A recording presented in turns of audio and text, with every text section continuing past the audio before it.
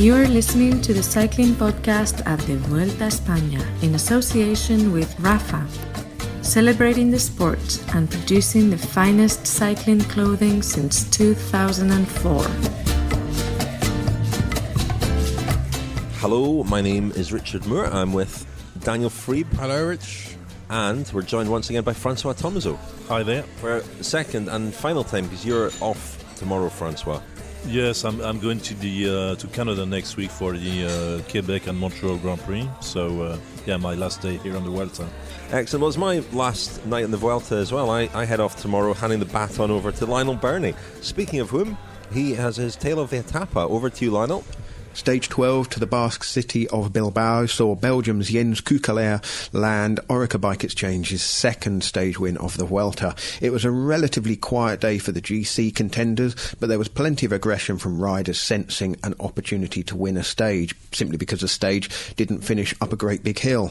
The first break got away on the first category, Puerto de Alisas, in the first 50 kilometres, and it contained a few handy riders, including former race leader Darwin Atapuma, Gianluca Brambilla, Louis Menkes, Kenny Elissonde, Romain Hardy, and two of Chris Froome's teammates, Peter Kennaugh and David Lopez. Atapuma crashed on the descent of the climb and dropped back to the bunch, and the rest of the break pressed on without him.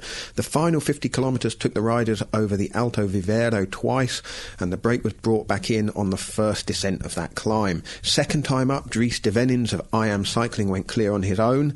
There was a short-lived counter-attack behind him, and Alberto Contador also tried something, but to no avail.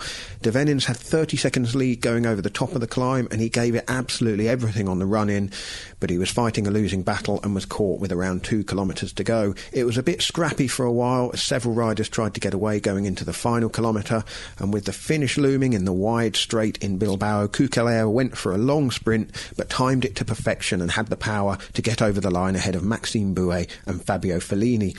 Keukeleire bagged the biggest win of his career and made it 2 stages for Orica after Simon Yates' win last week. No change overall. Nairo Quintana still leads overall, as well as holding the mountains and combined classification leads. Alejandro Valverde leads on points, and I'll be in Spain this time tomorrow. Yes, thank you, Lionel. We're here in Bilbao. We're in the Basque Country, the cycling heartland. We've featured the Basque Country quite a bit in the podcast. I did a little Basque Country report last October with interviews with Jaime Zubeldia and Markel Irizar, among others. And Markel Irizar, who sadly is not far from here recovering. His face was in a right state after a nasty crash where he lost a few teeth earlier last week. And then also we did a special report from the Tour of the Basque Country earlier this year. It's a fascinating region. It's very mountainous, very steep climbs here, very green. It does get a lot of rain here, and the weather's very strange. It can be 15 degrees in July and 25 degrees in December. It's a strange place in terms of the climate. And we saw a good stage. I'm not going to say it's a cracker. I always say that, and Daniel tells me off. But it was a good stage, an interesting stage. Surprising to see 2 Team Sky riders in the breakaway. What you spoke to Chris Froome at the finish, Daniel. What was his verdict? He had Peter Kennaugh, and we'll talk a bit about him maybe later on, and David Lopez, local boy. Well, Chris Froome simply said that those 2 riders, Pete Kennaugh and David Lopez, didn't have too much to do today. And this is the difference. We talk a lot about the pressure, the burden of having the leader's jersey. And Froome said that when you're second in general classification, your domestiques do have a lot more freedom. And we've seen Kennaugh go down the road a few times. We've speculated as to whether this might be part of Sky's new, these efforts to introduce a slightly more, attacking style of racing that we saw in the Tour de France. Today, I think it was simply a case, as Froome said, of Kennaugh and Lopez otherwise being a bit redundant. And of course, Lopez was on home roads. Well, I spoke to Dario Cioni, the sports director at Team Sky, at the finish briefly, just to ask him those same questions. And here he is, Dario Cioni. Dario, that's something we're not used to seeing. A couple of Team Sky riders in the break when you've got, obviously, overall ambitions here. What was the thinking there? I think maybe we didn't expect to have 2 riders, but more one. I think when the break went, Pete was up there and the break happened behind him. So once he was in the break, more or less it was the same effort. at the front on that climb or chasing behind. The idea was to keep the pressure on Movistar. They liked the team classification and were looking to enter a break. So there wasn't a fear that Chris would be left exposed at all, because Kennaugh has obviously been a strong ally for him in the climbs, especially so has Lopez. No, it was more of a move to put the pressure on, and then a bit unlucky for us that Astana relieved Movistar from the chase in the last 50k. Obviously they had a plan, and if it had been 2 or 3 guys more in the break, possibly it would have been ideal. Can we expect to see more of that then? Who knows?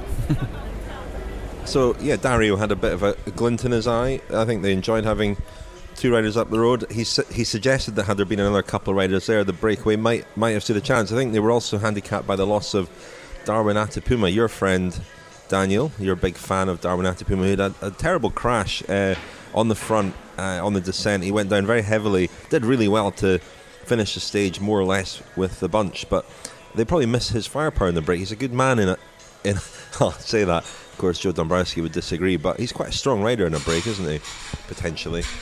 Yeah, he can be, and I think generally what we're hearing at the moment on the Vuelta is that the lack of sprint stages and the lack of sprinters and sprint teams is really making this a very hard Vuelta, together with the course as well. And the course does lend itself to opportunists, attacking riders. And there are so many guys here who are riding for a contract or who are riding for World Tour points. Let's not forget that. We don't talk about it very often. Dimension Data is a good example of a team which desperately needs World Tour points. And it really changes the complexion of the whole race when there are no sprinters. Everyone knows that it's going to be a huge fight to get in the break, and it's not going to be the same kind of fight that it is to get in a break when the sprinters are here. On those occasions, in those circumstances, the race tends to calm down very quickly once the break has gone. Here, I think there's a little bit more of a fight, a prolonged fight. And it's not necessarily given that the break is going to go in the first hour, and that's going to be the only break we'll see of the day. We've seen instances this week of breaks going in the last hour of the race. Yeah, I think it's been actually, one of the talk of the first 2 weeks, this absence of sprinters. And, the funny thing is that some guys, reveal themselves as sprinters. Alejandro Valverde, revealed himself as a very, very good sprinter. I mean, we knew he was, from the past. But in this kind of stages without, the sprinters team controlling, I'm not saying everybody's a chance, but lots of guys have a chance. And Jens Keukeleire today had his chance to get back quickly to the 2 Team Sky riders in the break. I mean, I heard a quote by David Lopez, who said that the plan apparently also was to force Movistar to work at the back. It was a way to unsettle them a little bit. Fair enough, and because actually one thing that struck me is that neither Kennaugh or Lopez were very active they didn't take many turns in the break, so maybe they were there a little bit by chance, and maybe actually the idea was really to upset Movistar. And I should have said, we have not heard the Dario Cioni interview, but he said that was part of the strategy. Maybe also to keep Peter Kennaugh happy, because he's a guy who probably wants his own chances as well. This was a day where he could be given a little bit of rope, and this is part of my charm offensive to Peter Kennaugh a little bit, because we've upset him today, haven't we? Or haven't upset him, haven't I? Well, just nothing to do with me. Just to explain, I spoke to Peter Kennaugh yesterday at the start and asked, if he'd do an interview. He said, "Yeah, no problem." And then he said, "Is it for the podcast?" And I said, "Yes." And he said, "Well, I don't want to do it then. I don't want to speak to podcasts. I don't like them." So we chatted a bit. It was all very good natured, He explained his reasons. I mean, he's worried. I think that he does tend to speak his mind, and often when he speaks his mind, he gets a lot of flack for it, and you don't always necessarily agree with what he says, but it's refreshing that a rider does speak his mind. And in certain media, i.e. Twitter or in print, sometimes his comments can be more easily misconstrued, and my point to him was that in audio we would just play what he said and not chop it up or edit it, or so it would be his own words, his own voice.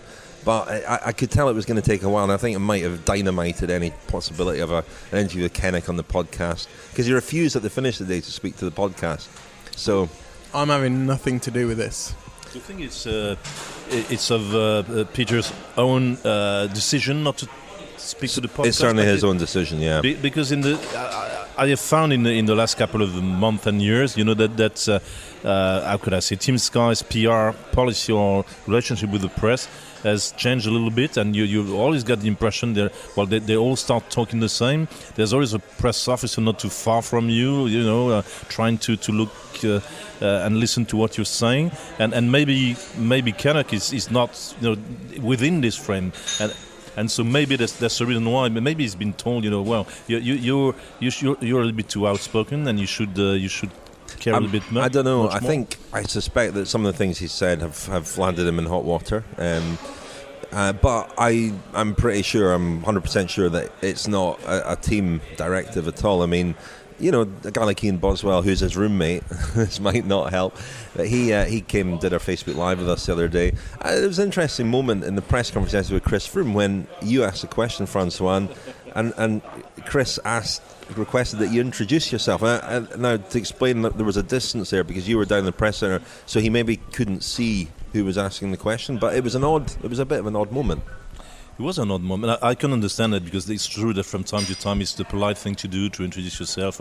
But this is the Vuelta. There aren't that many journalists, and usually you just ask your question. And there were other questions asked from the press room by other people who didn't have to introduce themselves. So maybe Chris is listening to the podcast and recognized my voice, and I wanted to make sure it was a podcast. I don't know. That's just a thought. You say that, François, that it's the polite thing to do, but I always find that a bit unsettling when you're required to identify yourself as though someone somewhere is watching. Eurosport, the home of cycling. Thank you very much to Eurosport for sponsoring the cycling podcast. Of course, they're showing the Vuelta every day live. Now, there was a stage victory today for Jens Keukeleire, Orica-BikeExchange rider, 27 years old. Now, he was very impressive in the press conference, wasn't he? A very, very, very good speaker. Not a guy I know a great deal about. He's 27 years old. He's been at Orica-BikeExchange for a long time now. Highly rated, I believe. We did hear from him at the finish. Also, Neil Stevens, his sports director at Orica-BikeExchange. I spoke to him at the finish. Let's hear first from Neil Stevens, and then we'll hear from Jens Keukeleire. Stage win today, then. Did you see that one coming? Yeah, I did. Yeah, I sort of had a bit of an inkling. Jens has been in great shape all through the race, but over the last couple of days, he's really. The rest day was really good, quite good for him. He's a guy who really loves doing his work, and he's quite quick as well. I knew from the past, from the Tour of the Basque Country, the finish would be a reduced bunch. And I said, look, first do your work, and let's try to do it efficiently, and if you can, give it a crack in the finish, Yeah. So, I mean, he's been with the team a long time. This has got to be his biggest victory. Yeah, I'd reckon so. I don't know his statistics, but I reckon it would be about his biggest win. And it's personally, I think it's even bigger to know that he's been working every day of the World Cup until now. He even worked during the stage today. At 20 kilometres ago, he was the one that come back and got Simon Yates, took it out to the front and that sort of stuff. So it's more than just a win. It's a sum up of the characteristics of Jens as a worker. Simon was on the attack, Simon Yates, towards the finish again today. We obviously saw Chavez on the attack yesterday. Are GC ambitions still there, or are stage wins sort of assuming a greater importance now? GC ambitions have been a great importance right from the start. Stage wins are a bit of an icing on the cake. What we're here for is GC. Once again, I'll go back and say that the Simon Yates covering the brakes at the final it sums up the ambience in the team. That wasn't his job. He's here to do GC, but he knew that Jens wanted to give it a crack today. He knew that he needed a bit of someone to cover the brakes, and he was good enough and kind enough to be able to do that. Simon's obviously riding really well. I think after Adam's performance at the Tour, it was kind of expected, but how impressed have you been and are you with how he's riding this Vuelta? I'm really impressed by his character. I'm really impressed by his mature attitude, and obviously by his sporting performance. I dare to argue that it's anything to do with Adam or his performances. I think that's just what it is. So that was Neil Stevens. I then asked Keukeleire in the press conference about the what Neil Stevens said about him looking after Simon Yates really quite late on in the stage and yet still having the legs to win the sprint. I also asked him whether he was surprised, given that he went so early, he went with about 300 metres to go, that nobody came round him in the sprint. I think we didn't really commit after that last climb to make everything come back together for a bunch sprint. But we did say in the meeting this morning, if I was still there, that I could give it a go, but we weren't going to sacrifice the team to control everything and bring it back to a sprint. I'm really happy that it eventually did all come back together, but it wasn't up to us to control the race. The Cycling Podcast in association with Rafa. So that was Jens Keukeleire. He did go from a long way out, didn't he? And I don't know, it was an odd one. I expected him to be overwhelmed, but maybe that's again another sign of how few top sprinters there are in the race. Yeah, I think he's typical of those riders who have really almost fallen between two stools in their careers. He I think had a period where he didn't know whether he was a sprinter or a classics rider, and the fact that he's Belgian might have influenced his decision, as I think it does with a lot of that kind of rider, fast riders who have the potential to go well in Flanders and these races. And you know, it's quite irresistible, I think, for a lot of them, that the kind of attention and the coverage that those races get. It's quite hard to resist. And he seems to have become much more of a classics rider than a sprinter. But also, you know, just you look at that group and you look at how few sort of fast riders are in this Vuelta generally, and you wonder how much the team managers or whoever picked the various teams for this Vuelta knew about who else was coming. And you kind of feel that if everyone was aware of the riders that every other team was bringing, there was some low-hanging fruit to be had here. There was some real opportunities for someone to come here and pick up 3 or 4 stage wins. And you know, Gianni Meersman, I'm sure if you told Gianni Meersman a month ago that he was going to be the fastest man in the world, which to be honest he has been the fastest man, he probably would have been quite surprised by that. But again, it's a difficult thing to coordinate, isn't it? Because although riders might get their race programs at the start of the year and you might be able to draw up a provisional list of who's going to be at the Vuelta, it only takes one faster guy or 2 faster guys to be thrown in at the last minute, and suddenly your fast guy is no longer that much of an asset. Yeah, that's the charm of the Vuelta as well. You know, you suddenly discover, or you rediscover, that guys are not cycling these days with the Tour de France or the big classics or most of the World Tour races, and in the teams, riders are assigned to a precise role for most of the season and sometimes for most of their careers. When they started or whatever in the amateur ranks or the young riders, they had sprinting qualities, they might have had climbing qualities, and sometimes all this is sacrificed for the sake of the team and for the big scheme of the World Tour. And what we're discovering, Maxime Bouet came second today. Who knew that Maxime Bouet could sprint? Well, he doesn't know it himself, because he said at the finish, had I trust in myself, if I had enough self-confidence, I might have won that.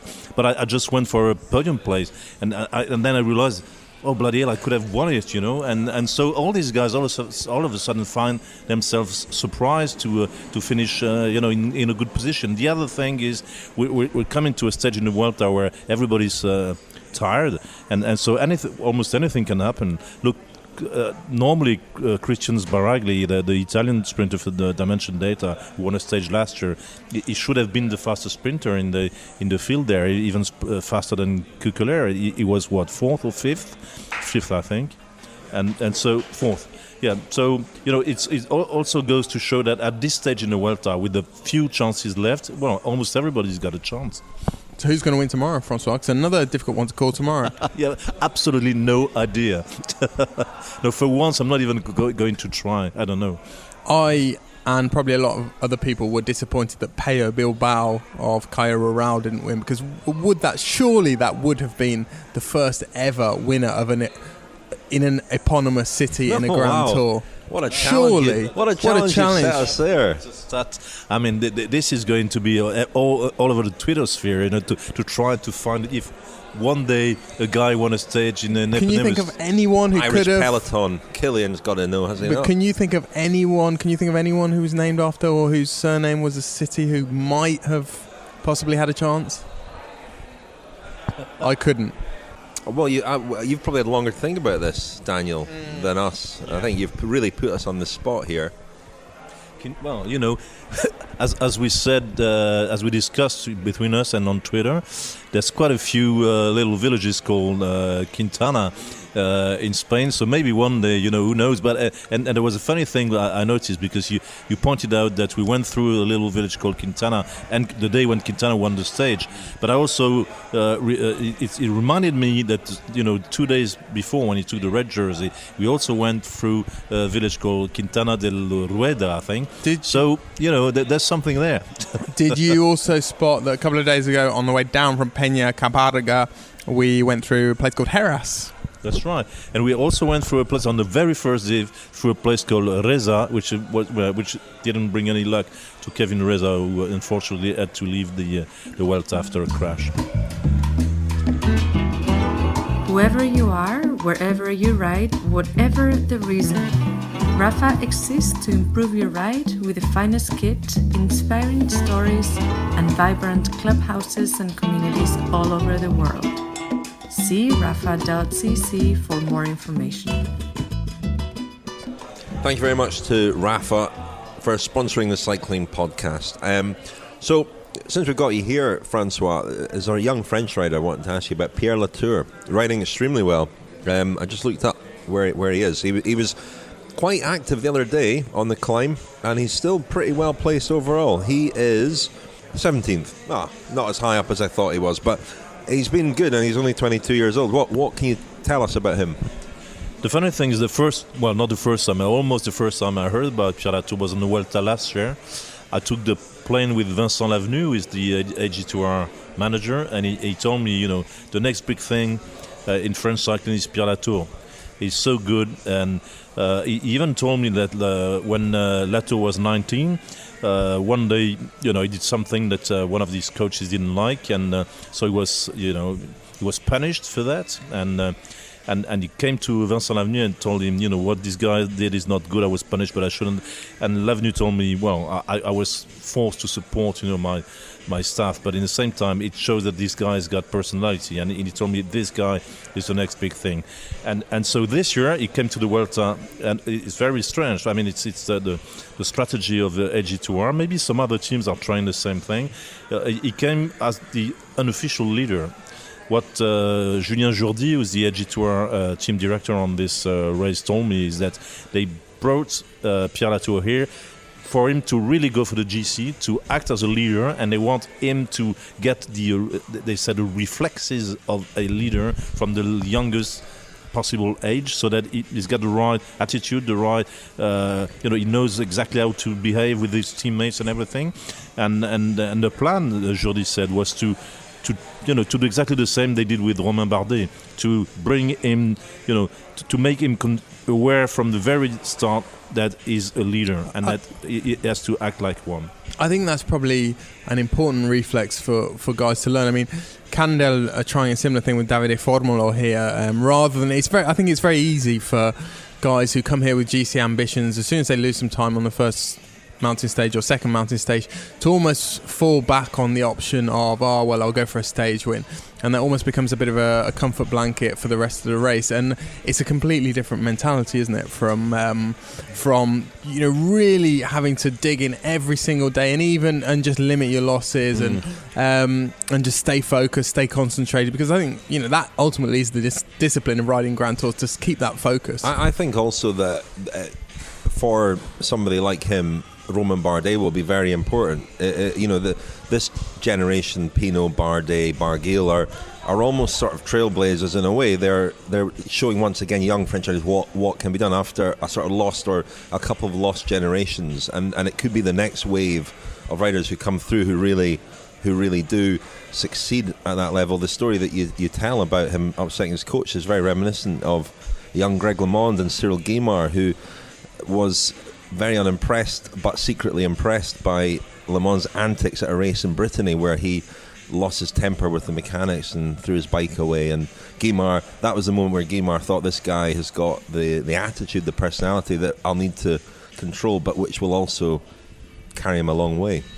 Yeah, the funny thing is, Jordi, so again, the team director here for AG2R also told me you were talking about, he told me it's childish. Latour is still very childish. Like sometimes you have the impression he's dealing with a 14-year-old. So there's lots of things for him to learn. And the good thing, he said, the good thing about him being childish is that if he has a bad day, he doesn't care. The next day is another adventure, another lesson, another thrill, and so he's very fresh. He's learning every day. He's got lots of heart, lots of guts. He goes for it.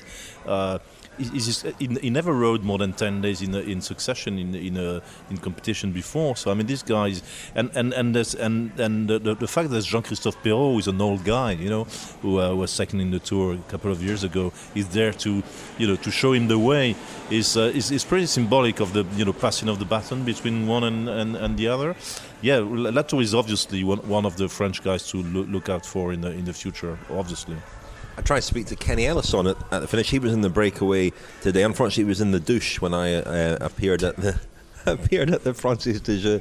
But sorry, Daniel, that's shower.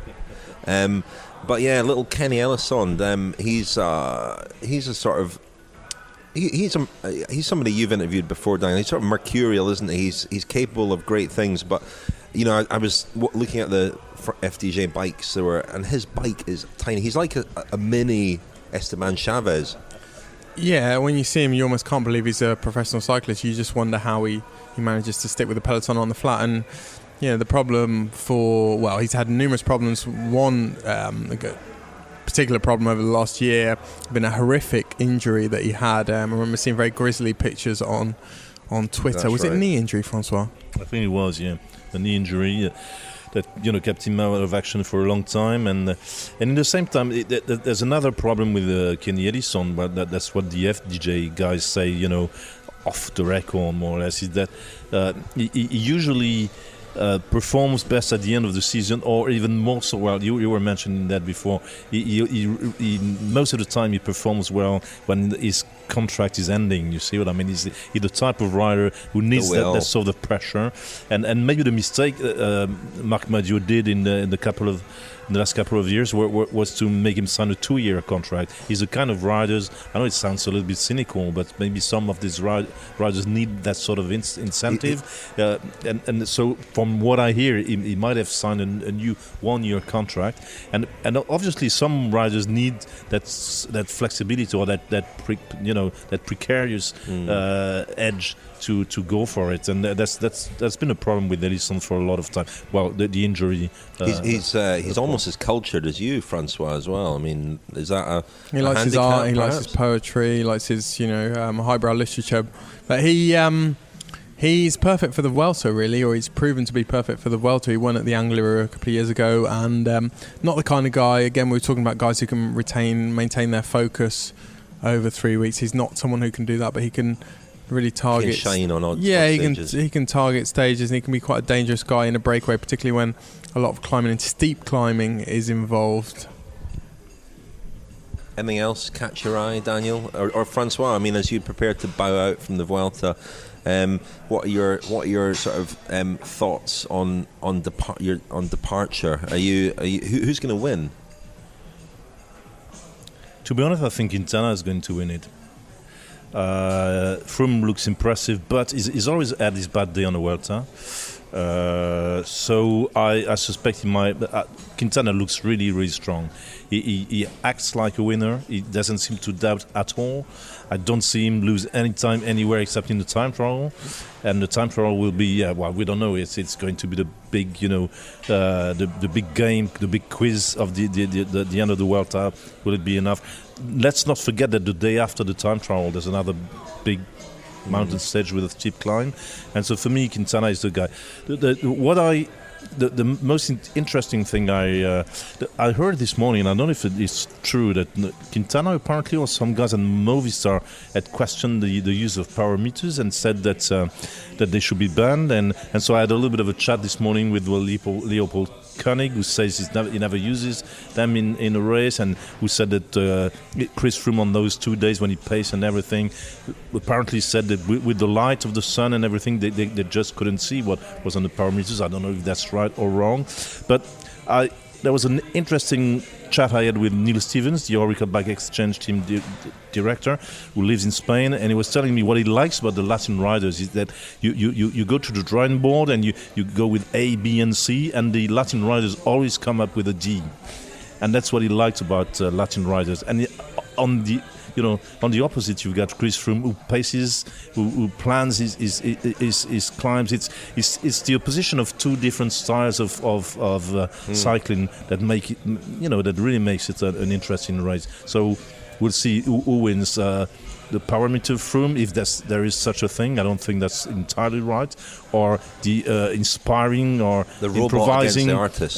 Quintana, which is not right either. I don't know, but at least it's interesting in that sense.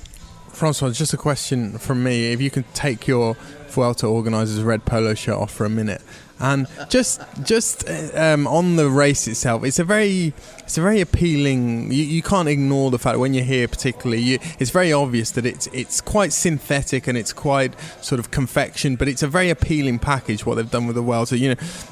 We've only been in coastal regions really this year, short stages, these fantastic, dramatic, steep climbs at the end of races, relatively short stages. Do you think this is the face of future Grand Tours? Is this the way that Grand Tours ought to go, do you think?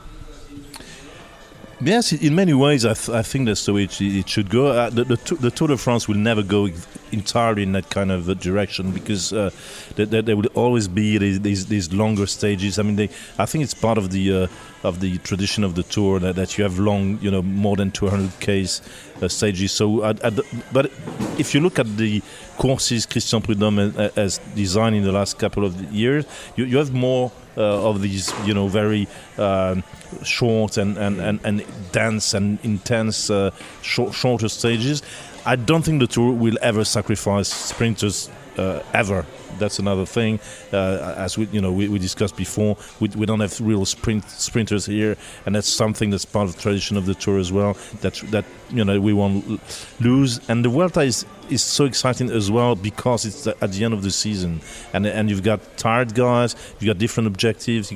So it makes it a very different race. I think that the interest of the Grand Tours is that they're so different in many ways. You have the fact that the Giro is in spring, the Tour is in July, the Vuelta is now, makes for three monuments that should keep their identity, and that's what makes them exciting. Each is very different, isn't it? And you mentioned Christian Prudhomme there. It reminds me, François, of the revelation the other day that you're a contemporary of Christian Prudhomme. You studied at university together. You studied journalism together. Yeah, we were in the same grade, the same term. We spent lots of time together, and the funny thing is, I knew Christian from those times, and he had no idea I had an interest in cycling, and I had no idea that he had an interest in cycling.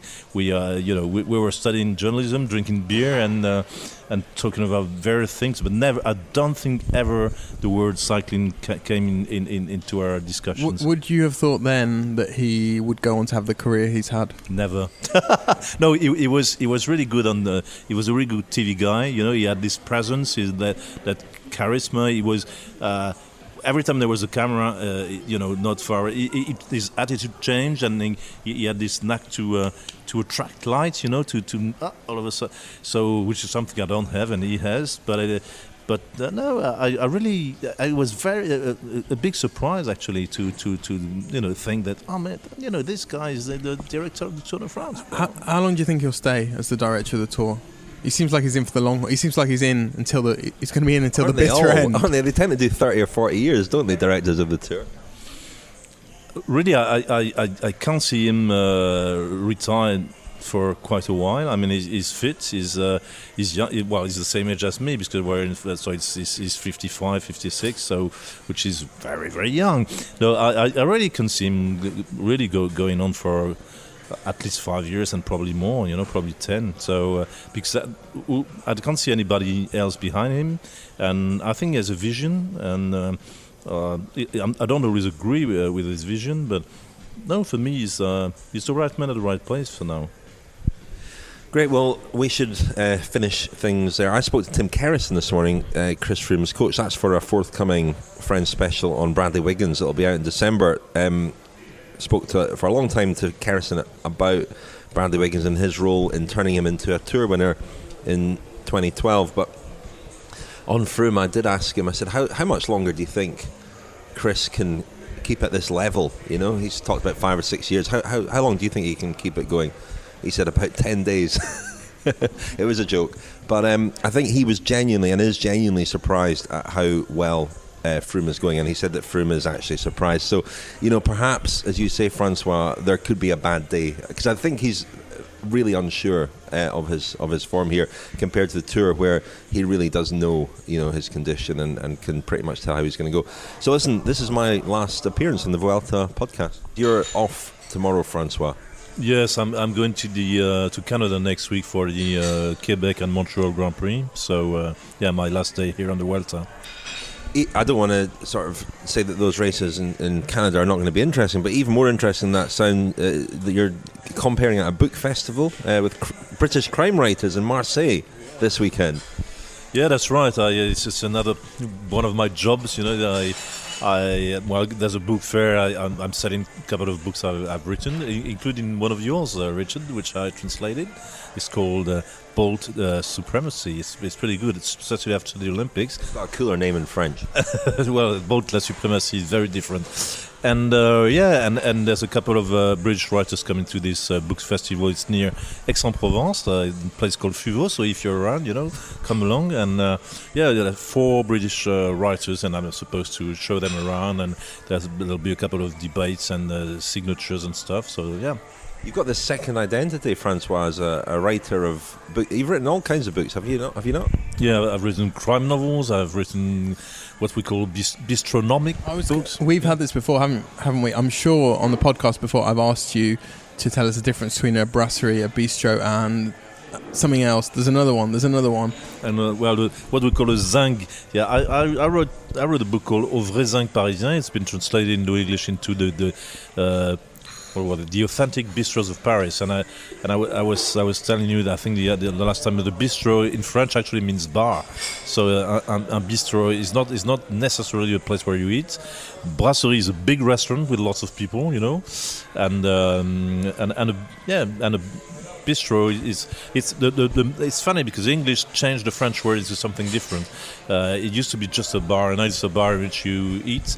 You know that originally bistro means quick in Russian, and there's a very, very strange story. Apparently lots of Russians in Paris at the end of the 19th century, and when they were waiting in Paris in bars, you know, it's happened to all of us, they were saying bistro quick, because, you know, the waiters were too slow, and that's how little by little the word bistro came to mean a bar. You know, I knew it'd be worth asking. I knew it'd be worth asking him that. I sense a kilometre zero. That's the best minute of the podcast tonight, without a shadow of a doubt. I sense a kilometre zero coming on. Now I'll have to speak to you about that, Francois. Final note, Richard. Final footnote. I spoke to Oscar Freire this morning. I was very excited about that. Oscar Freire, one of my favourite riders of all time. Unfortunately, no lawnmower stories. All that for no lawnmower story. That's a shame. If you want the lawnmower story, listen to last night's podcast. In the meantime, it's farewell from me from this Vuelta. Hopefully we'll be back next year. Thank you very much for joining us, Francois. Well, it's always a pleasure to be on the podcast. As the anti-Peter Kennaugh here. Yeah, I love it. You know, I want to be on the podcast more. And thank you, Daniel. Thank you, Richard.